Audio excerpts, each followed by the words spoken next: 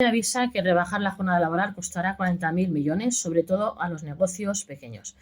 El mayor impacto será para autónomos y microempresas de algunos sectores. Cepime avisa que la reducción de la jornada laboral a 37,5 horas que está planteando el Gobierno podría tener un coste de 40.000 millones de euros para los negocios. Apuntamos que el mayor sobrecoste lo asumirán los autónomos y las microempresas.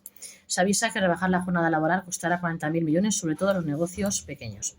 El Ministerio de Trabajo sigue adelante con su intención de rebajar la jornada máxima en España, a pesar de que esta medida podría acarrear un sobrecoste importante para muchos negocios, pero especialmente para los más pequeños, expertos y organizaciones. De momento, continúan en marcha las negociaciones entre el Gobierno, los sindicatos y las patronales de empresarios COE y Cepime, a pesar de la voluntad del Ejecutivo de implantar cuanto antes esta medida. La tensión en la mesa de negociación ha aumentado en las últimas semanas.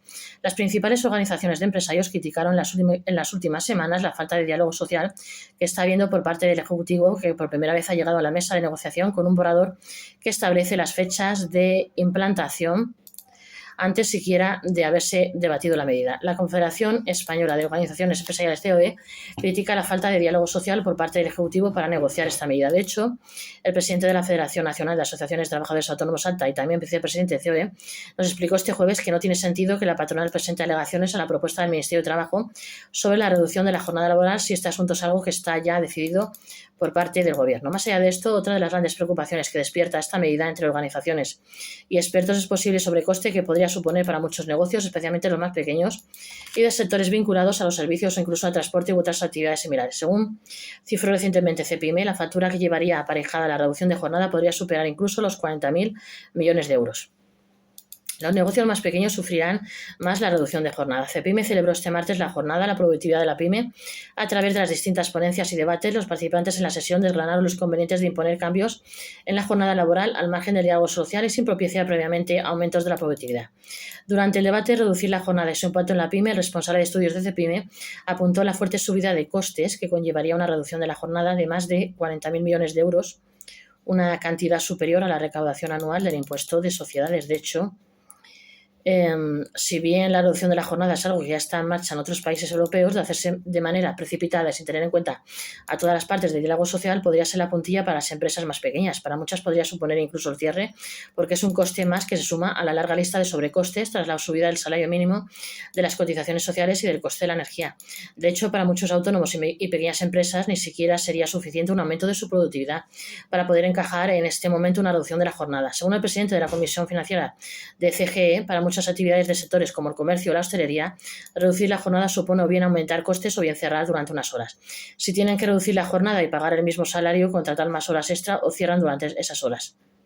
Sin embargo, aunque el comercio, la hostelería y los servicios en general es el caso más gráfico, no es el único. La reducción de la jornada en estos momentos puede suponer la puntilla para otras muchas actividades como los talleres, los transportistas y otras empresas vinculadas. Estos negocios no pueden permitirse que sus empleados trabajen menos horas a cambio del mismo salario sin sacrificar una parte de sus ganancias. Además, advirtió el presidente de la Comisión Financiera de la CGE, hay que tener en cuenta el riesgo de que algunas empresas, para no asumir este sobrecoste, alarguen la jornada de sus trabajadores en contra de la ley. Esto perjudicará directamente a los que cumplan con la norma, que tendrán que mantener los salarios por menos horas, asumir más costes y perder competitividad. ¿Cuánto tendrán que pagar los autónomos en horas extras si finalmente se reduce la jornada a 38,5 horas en 2024?